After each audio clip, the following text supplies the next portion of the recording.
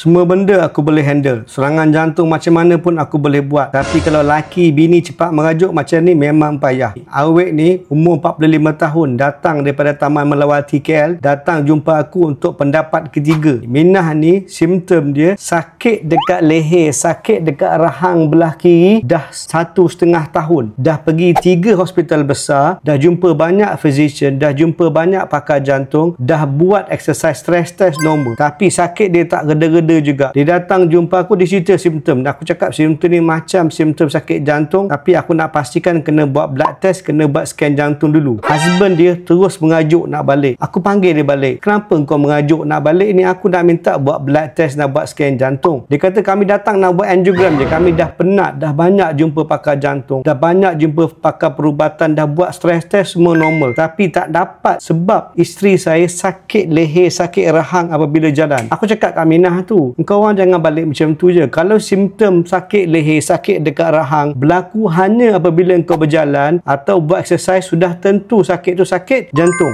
Engkau nak admit, jom aku admit, aku buat angiogram. Walaupun cepat merajuk, tapi memang ada dua saluran darah dia block 99%. Jom aku tunjuk. Cerita ni betul, aku tak tipu. Kau tengok ni, yang ni saluran darah dekat depan jantung dia ada dekat 70% block. Lepas tu nampak tak sempit 99.9% block. Yang ni gambar sebelum rawatan angioplasti dengan stent. Kau tengok dekat sini dah besar, dah gemuk dah saluran darah dia, nampak cantik, nampak dah clear. Ini sebelum, yang ini selepas rawatan angioplasti dengan stent. Kau tengok Minah, betul aku tak tipu. Berapa dia punya umur dia? Lahir tahun 1980. Tadi aku buat petang tadi pukul 3.30 lebih kurang. Lepas tu dekat pukul 4.18 habis salah satu rawatan saluran darah dia. Tetapi bukan satu je blok, 2 daripada 3 saluran darah dia blok. Kau tengok tak saluran darah belah kanan dia lagi teruk, blok hampir-hampir putus. Jom aku tunjuk. Tengok ni Minah yang sama betul, nama dia No, lahir tahun 1980. Tengok saluran darah sebelah kanan dia. Ini sebelum rawatan angioplasti. 19 hari bulan